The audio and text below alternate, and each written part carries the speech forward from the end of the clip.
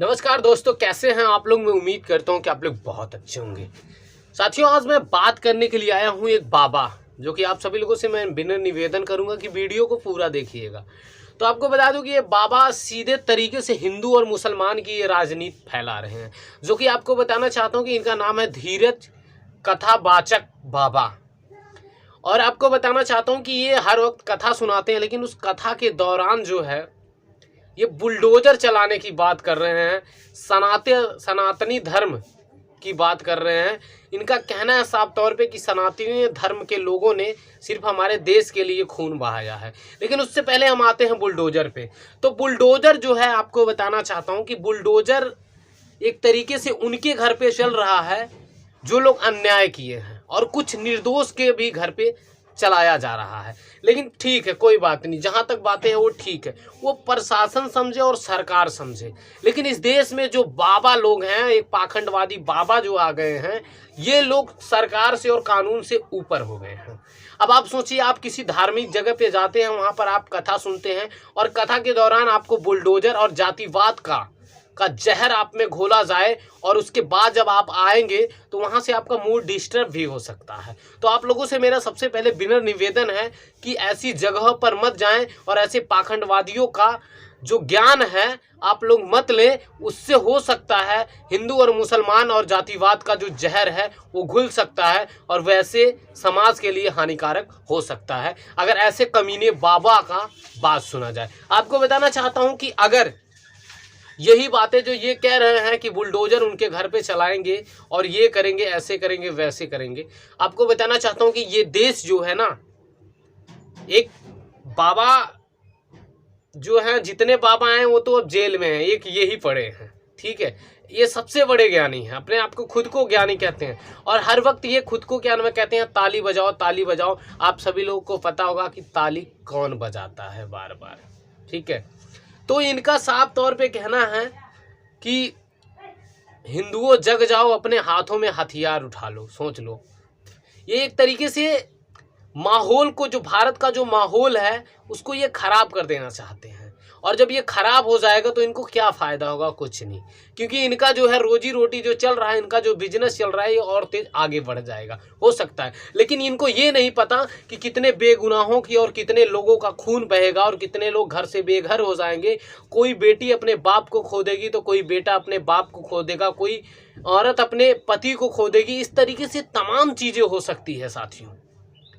तो इस तरीके से जो भी, अगर आप लोग कहीं पे भी जाएं तो ऐसे पाखंडवादियों पे सबसे पहले आप विश्वास ना करें। और दूसरी बात है, अगर आप लोग के दिल में थोड़ा सा भी ये ख्याल चलता होगा कि हिंदू हथियार उठा ले, मुसलमान हथियार उठा ले, ईसाई हथियार उठा ले और अपने ही भाइयों की हत्या करना सनातनियों का है। और सनातनियों के देश में अगर राम की यात्रा पर, रामनवमी पर कोई पत्थर मार दे, बुझदिलो कायरो जग जाओ, अब सब हिंदू अपने हाथ में हथियार उठा लो और कह दो हम सब हिंदू एक हैं।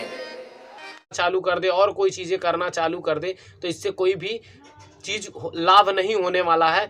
क्योंकि अपने ही लोगों का खून बहा के, अपने ही देश में रहकर और अपने ही लोगों का खून बहाकर इससे कुछ फायदा होने वाला नहीं। भाईचारा का प्यार अगर बांटोगे तो वाकई में बताता हूं कि हमारा जो देश है वो बहुत आगे निकलेगा। लेकिन इस बाबा को एक बात मैं समझाना चाहता हूं कि जो तुम हिंदू की बात कर रहे हो कि सनातनीय धर्म के लोगों ने इस देश के लिए खून बहाया है, तो मैं तुम्हें इतना बता दूं कि जितना इस देश के लिए एक हिंदू का खून बहा है, उतना इस देश के लिए एक मुसलमान का भी खून बहा है, उतना ही ईसाई का भी खून इस देश के लिए बहा है। शायद तुम्हें पता नहीं होगा कि हिंदू मुस्लिम सिख ईसाई है वतन मेरा नाम है।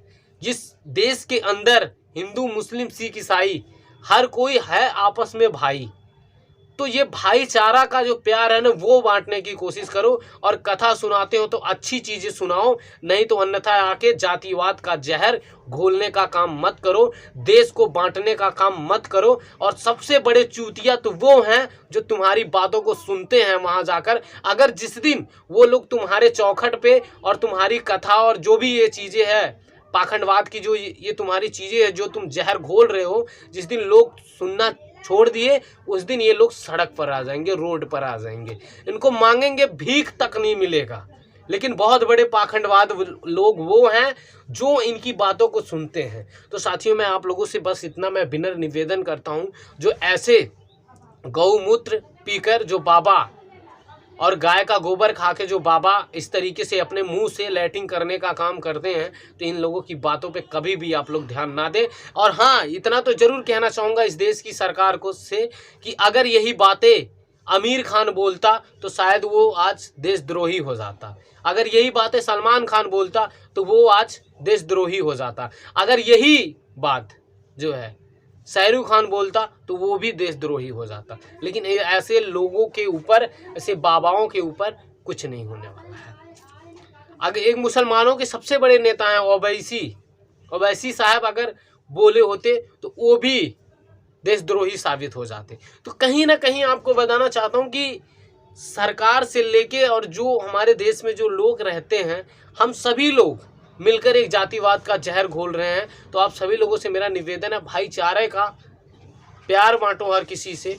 इसी मुल्क में रहना है और कोई भी जीने नहीं आया है। कोई 100 साल जी जाएगा तो कोई 200 साल जिएगा, कोई 50 ही जीता है, कोई 30 भी जीता है। लेकिन मोहब्बत बांट के रहो और हर किसी से मिल मिला कर रहो, तभी हमारा जो देश है आगे निकलेगा, अन्यथा नहीं आगे निकलने वाला। ये मैं आप लोगों से बात करने के लिए आया था। तो आप सभी को मेरा जय भीम। इस मेरे वीडियो को शेयर करें, लाइक करें और कमेंट करना ना भूलें। और इस बाबा के लिए ज़रूर इस वीडियो को शेयर करें। जय भीम।